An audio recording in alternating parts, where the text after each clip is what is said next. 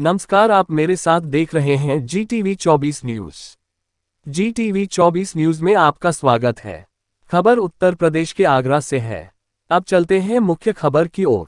आदर्श आचार संहिता को लेकर डीएम आगरा की प्रेस कॉन्फ्रेंस। आगरा में तृतीय चरण में होगा चुनाव। डीएम आगरा। तीसरे चरण में 7 मई को होगा आगरा लोकसभा और फतेहपुर सीकरी लोकसभा पर मतदान। 18 जोनल और 128 sector magistrate Agra Lok Sabha, 40 zonal और 236 सेक्टर मजिस्ट्रेट फतेहपुर सीकरी लोकसभा में रहेंगे तैनात। आगरा लोकसभा सीट के प्रत्याशी एडीएम सिटी न्यायालय में करेंगे नामांकन। फतेहपुर सीकरी के प्रत्याशी डीएम न्यायालय पर करेंगे नामांकन।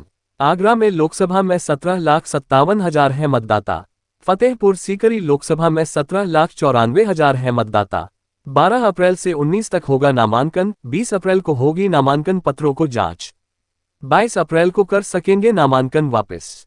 1731 मतदान केंद्रों पर 3,695 बनाए गए हैं बूथ। 48,021 युवा मतदाता पहली बार करेंगे वोट की चोट। 85 साल से 100 साल तक के 15,076 मतदाता करेंगे मतदान। आगरा में 100 साल से ऊपर के मतदाताओं की संख्या 504। आगरा में कुल मतदाताओं को संख्या 35,51,787। 19,20,069 पुरुष मतदाता, 16,31,566 महिला मतदाता करेंगे मतदान। आगरा जिला अधिकारी भानुचंद्र गोस्वामी द्वारा दी गई पूरी जानकारी। आगरा से GTV 24 न्यूज के लिए गौरव ठाकुर की रिपोर्ट। 12 अप्रैल को होगा और जो पोलिंग है वो 7 मई को पोलिंग है और पूरे देश की तरफ 4 जून को यहाँ पर काउंटिंग है। इससे संबंधित जो विभिन्न प्रकार की तैयारियां हैं वो हम लोग लगातार पहले से कमीशन के निर्देश के क्रम में कर रहे हैं और ससमय सारी तैयारियां हमारे जिले में चल रही हैं। जितने भी टीम्स की ट्रेनिंग और आगे की जितनी भी इसकी तैयारियों के संबंध में कार्रवाई होनी है, इसके संबंध में सभी लोगों को निर्देश दिए जा चुके हैं। हम लोग यही प्रयास कर रहे हैं कि जो भी मॉडल कोड ऑफ कंडक्ट के संबंध में निर्देश हैं उनका पूरी सख्ती से पालन करवाया जाए। अगले 48 घंटे के अंदर पूरी तरह से जितने भी डिफेसमेंट्स हैं, होर्डिंग्स, पोस्टर्स, बैनर्स हैं, इनको हटा दिया जाएगा और जो पॉलिटिकल पार्टीज के लिए भी जो इंस्ट्रक्शंस हैं वो उनके साथ बैठक करके उन्हें भलीभांति अवगत करा दिया जाएगा। साथ में जितने भी मतदाता सूची के पुनरीक्षण के संबंध में कार्रवाई है वो भी ससमय चल रही है। जो कमीशन की गाइडलाइंस है उसके अकॉर्डिंगली इस काम को भी अंतिम रूप दिया जाएगा। साथ में कमीशन से जो भी डायरेक्शंस हमें टाइम टू टाइम मिलते हैं उसके संबंध में हम लोग आपको समय से अवगत भी कराते रहेंगे। स्वीप एक्टिविटीज के रूप में मतदाताओं को जागरूकता करने के लिए प्रभावी कार्य योजना बनाई गई है और लोगों के बीच जाकर के उनसे वोटिंग करने की अपील जो है वो जिला निर्वाचन कार्यालय और पूरी टीम के द्वारा ये बहुत प्रभावी ढंग से की जाएगी। और सभी लोगों से हमारी अपील भी है कि वो फ्री एंड फेयर इलेक्शंस करवाने में हमारी मदद करें। खासकर आप लोग मीडिया के बंधुओं से भी इस चीज़ में अपील करते हैं। टोटल जो सेक्टर मजिस्ट्रेट्स हैं वो 364 सेक्टर मजिस्ट्रेट्स हैं और 58 जोनल मजिस्ट्रेट्स हैं जिनकी तैनाती की गई। इनकी मल्टीपल राउंड्स की ट्रेनिंग भी हम लोगों ने करवाई हुई है और अभी भी इनकी ट्रेनिंग जारी है।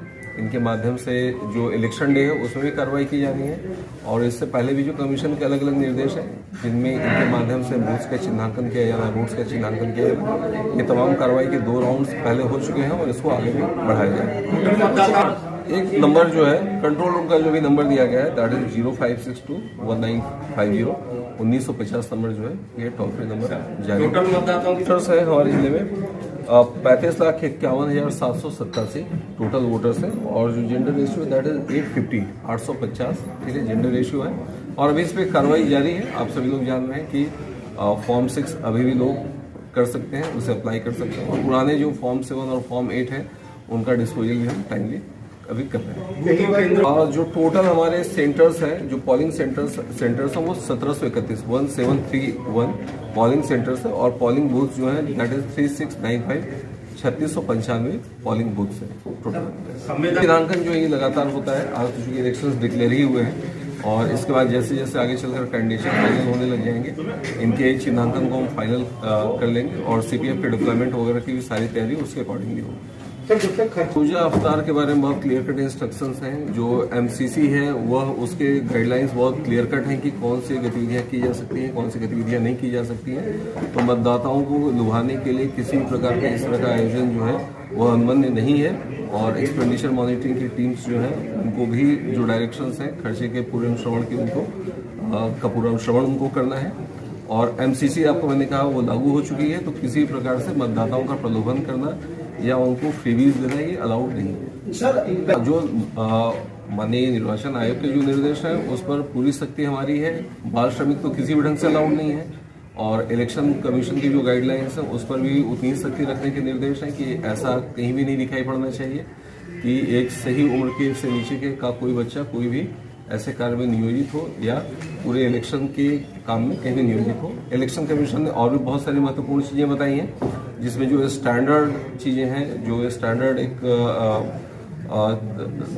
विधि होती है उसको पालन करने के लिए कहा है। जिससे पर्यावरण के विषय में उन्होंने कहा कि 2 कदम आगे बढ़ने के चाहिए, ज़्यादा से ज़्यादा डिजिटाइज रखना है इसको, पूरे इलेक्शन को, पूरे कंपेंडियम्स जो है वो डिजिटाइज हैं जो अवेलेबल है ताकि जो कार्बन का फुटप्रिंट है उसको कम किया जा सके। उसी तरह एक जो आपने कहा कि जो कम उम्र के बच्चे हैं उनको कहीं से भी नियोजित नहीं किया जाए। और भी बहुत सारे ऐसे इनिशिएटिव्स हैं जो इस बार इलेक्शन कमीशन ले रहा है और हम सब ये निर्देश जारी किए भी जा चुके हैं। जो भी इस तरह के कहीं से भी पोस्टर्स, बैनर्स या कोई भी इस तरह का प्रकाशन होगा उसमें डिटेल्स देने के नियम है कि उसमें प्रकाशक का नाम, विवरण आदि पूरी तरह से लिखा जाना है, उसके बाद ही इस तरह का कोई प्रकाशन हो सकता है। ये बहुत डिटेल्ड गाइडलाइंस है और धार्मिक आयोजन जो विशुद्ध धार्मिक आयोजन है या विशुद्ध धार्मिक प्रकृति के आयोजन है उसके संबंध में भी निर्देश है कि कैसे उसकी अनुमति लेकर के उसको किया जा सकता है। और रूटीन में चलने वाले जो आयोजन है वह तो नियमित रूप से चलते रहेंगे, बट एमसीसी के दायरे में रहकर ही सारे आयोजनों को करना होगा, के दायरे में रहकर ही सारे आयोजनों को करना होगा।